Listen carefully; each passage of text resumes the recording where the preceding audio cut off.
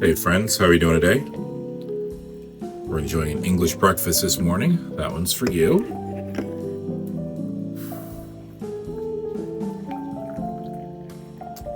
I just lost my train of thought. Well, whether your ducks are all in a row or whether they're wandering off and one of them happens to be a pigeon, please remember at some point to get up, stretch a little bit, drink some water, take your meds that applies to you, eat something if you can. And I hope that you remember that you are loved, you matter. I'm so glad you're here with me. And I hope that you have a wonderful day. Cheers.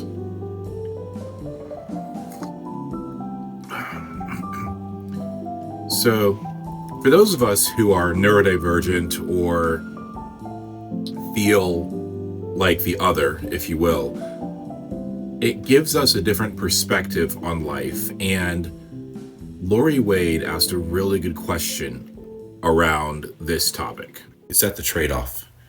Are we better able to connect to wisdom because we are less attached to the wisdom of this world? I'd like to hear your take on that. I think that when you naturally don't fit in, you're more likely to be able to find your own way, or maybe you have to find your own way, because when you automatically fit in, when you can easily fit into a demographic with your culture, with people around you, I think you're less likely to question things because you belong to the group. You belong to your herd, your tribe, your family, your whatever. Doesn't mean that you won't question things. Doesn't mean that you can't think deeply, but you belong. Just like when you're putting a puzzle together, when you find a puzzle piece and it fits perfectly in its spot, do you really give it another thought? Do you really think about it? But when you find a piece that you can't easily find a match for it, now you're holding the piece, you're contemplating it, you're really looking at the whole puzzle, trying to figure out where this goes. And I think the same is true for us. When we automatically and quickly fit in with the people around us, with our family, with our coworkers, our culture, we're more likely to stay put. Whether that, whatever that means for us to do that. But when you don't, whether it's because you're chronically ill or you have a disability or trauma or PTSD or neurodivergence, maybe you're the only or one of a few girls in your group or one of a few guys in your group, or your interests or whatever it is about you, whatever your intersectionalities are that keeps you from easily and comfortably fitting in, I think you're more likely to ask those deep questions. You're more likely to look at the big picture of society and the world around you because you are struggling to find where you fit. And you start looking at everything. You really start examining and asking those uncomfortable questions because you're already uncomfortable. Because there isn't an easy answer. There isn't an easy solution. So you start widening your gaze to everything else around you. I don't think it automatically means that you will become wise or find wisdom. Though I think there needs to be an understanding of what do we mean by wisdom. Something for me to think about.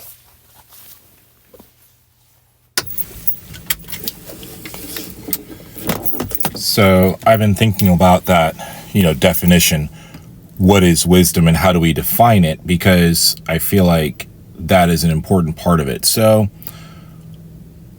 there are a lot of different definitions. So I just here's an amalgamation of what I've gleaned. It's the quality or state of being wise. Knowledge of what is true or right, coupled with just judgment as to action. Sagacity, discernment, or insight. Synonyms: understanding, insight, judgment. And I kind of like that because when it's saying, the quality or state of being wise, knowledge of what is true or right, coupled with just judgment as to action. So not only having an accurate understanding of what is correct, but also like doing something with it and doing something about it. I think that when you naturally fit in to whatever your demographic or group is, you are susceptible to groupthink. So even if the crowd goes in the wrong direction, you're more likely to believe that and go with that because you're part of the group, because you fit in with the herd. I'm not trying to say that just because you're part of a group, you're like a mindless sheep. That's not what I'm saying. But think about it. How likely are you to be influenced by your friends or family or people who are like you? Whereas when you don't fit in, you're more likely to say, hey, I don't think that's right. You're more willing to go against the grain because you don't belong anywhere. So you have literally an outsider's perspective. You are more likely to question what is happening and what is going on around you because you don't need to fit in. You're not afraid of being cast out or rejected. Like when people ask me about, like when my fingernails are painted and it's this bonding thing with my daughter, this activity, and, so whatever. It doesn't affect me or how I view myself or whatever.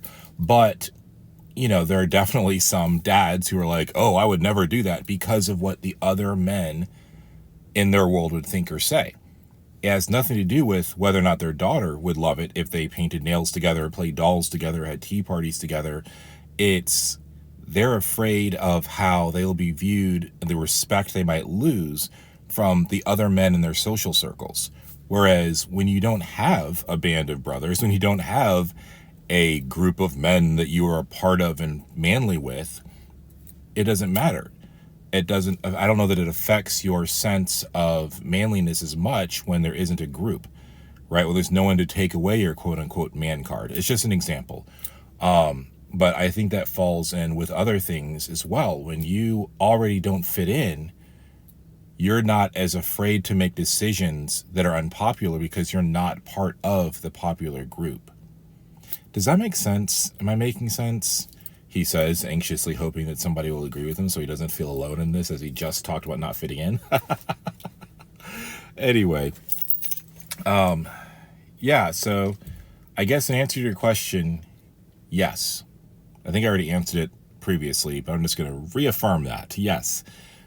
When you don't have something to lose, when you have nothing to lose socially or something like that, I believe you are freer to question things because you're not worried about it. I mean, think about the independent thinkers in our world and our culture. They are not afraid to be unpopular and oftentimes to become unpopular because they deviate from whatever that norm is, or they're unpopular with a particular group because they do not subscribe to that group think.